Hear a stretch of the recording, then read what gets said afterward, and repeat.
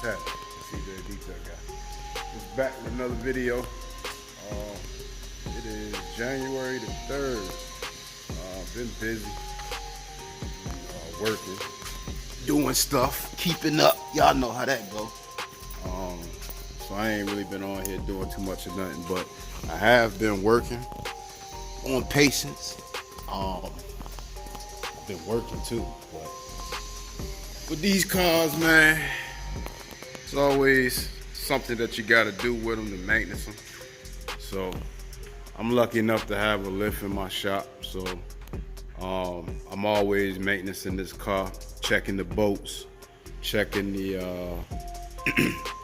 wires, the wire harnesses and stuff like that. It's winter time, don't really got much going on, so I get up under here and I grease all my bearing, all my fittings, all the stuff through. I grease all that stuff, make sure my brake pads and rotors look good. Through the whole car, check all my wiring and different things of that nature. Go up underneath, check my bolts,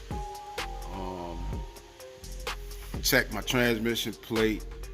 This time what I had to do, y'all, and I don't know if y'all can see good, but my cutouts on both sides of my motor, I had to actually take these jokers apart and grease the apparatus, or grease all of the fittings on the inside of it real good.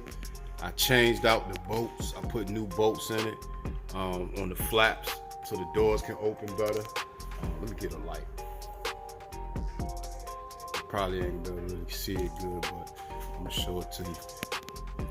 But I had to get up in there. If you can see, I got bolts where the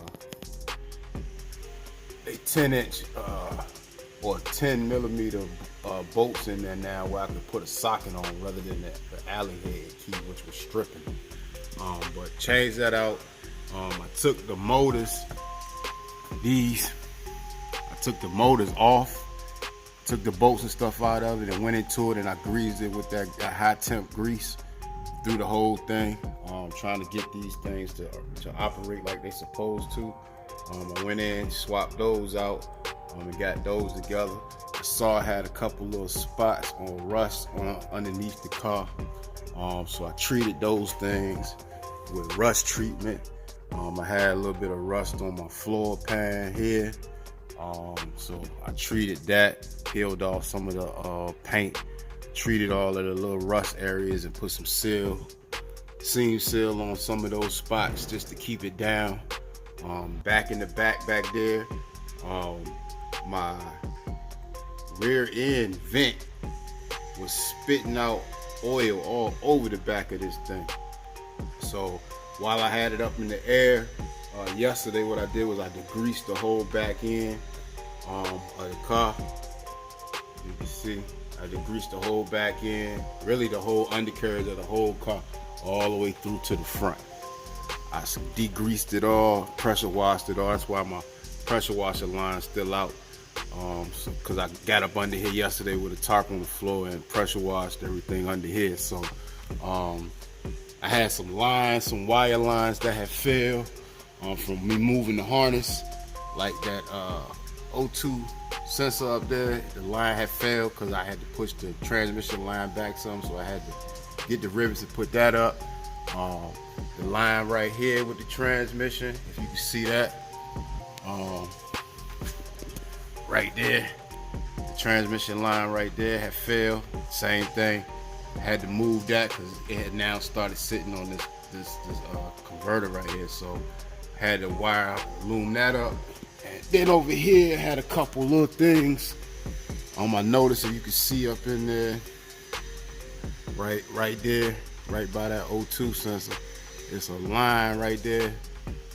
Might be too close, but it's a line right there that I had to put new loom on, and then I had to zip tie some lines out the way right up in here. So just maintenance. Get up under these things, especially when you're driving them. You get up under these things and you just keep up with what's going on with the car. So that's all I was doing, y'all. Like I said, I had to degrease this whole back end of the car to get everything where it needed to be. Clean off some stuff back here. As you can see right there with that vent right there, that joker was spewing oil from the rear end, because I had that actually down, so I had to zip tie that up to keep that up from, because it was like literally just down and just shooting oil whenever I be driving. So but she clean up under here now. My next thing that I'm trying to figure out now with this car, I had these spacers on my car. You can see them. These are like, I think 1/4 or 5/16 spacers. I'm not sure, but I had these on to bring the wheel out some, but I got the edges all beveled down good, and everything is trimmed like it's supposed to when it comes to the frame notching and stuff. So I took them off, especially the main one was on this side. I wanted to take this one off because I wanted my wheels and stuff to sit more under the car. They did when I had it on, but now that I got this thing all trimmed up good and everything is trimmed, I don't really think I need the spacers. So I'm gonna put them back on, and hopefully I'm gonna gain that few centimeters back in, or that 1/4 inch back in, and they'll sit even clearer under here. Cause I like the stance that I got on it right now, but I think it'll be even better stance once I take the spacers off and put the wheels back on. But I had to check my brakes. Of course, y'all know with the wheelwood brakes, the whole setup with wheelwood, y'all know, y'all see it, that QP in there. But with these wheelwood brakes, now you gotta make sure that these bolts don't come loose on y'all. I hear a lot of stories with guys be talking about, they bolts came loose and this and the third. Of course, when I put this together, I did put Loctite and stuff on everything, but you still gotta double check everything to make sure. So that's what I be doing when I get downtime, when I ain't got much going on. But this is what I be doing, just making sure everything is how it's supposed to be. So I'm pretty cool with that there. I'm getting ready to change my vent line. This is my vent line right here, y'all. That line right there, I got that vented up front through the old line. But I think what I'm gonna do is I'm gonna reverse that line, take it off of there and run it up the gas neck, rather than running it through the back up front to the car. I think I'm gonna run it up the gas neck where the vent out the back of the car rather than venting up front. Cause I got it capped off anyway. Let me show y'all that. I got that line capped off anyway. You probably can see it right there. See that right there? Coming out the frame. It's capped off now, especially since I added that new intake on there. It's capped off, so I didn't need it.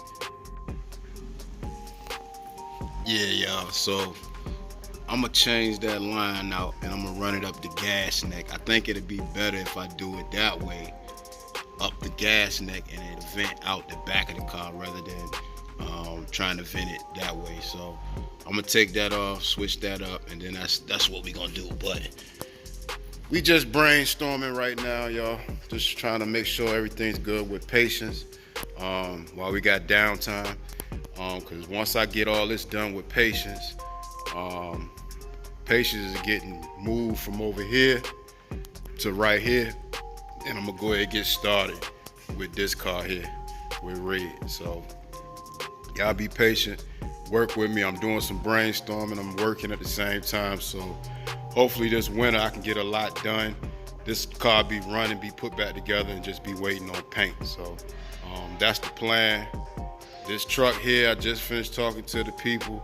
They moving in slow motion, so it's gonna sit until I get that motor squared away. They ain't even started on me yet, so I just spoke to them today. So we should be figuring out something. He said he get ready to get cranked up on it, so we should be figuring out something with the Tahoe. Then this gonna be coming too. So all right, I hit y'all when I got some more. This CJ the Detail Guy. I'm gone. You too, you too. It ain't one thing, it's another. You see I'm missing a stud, right?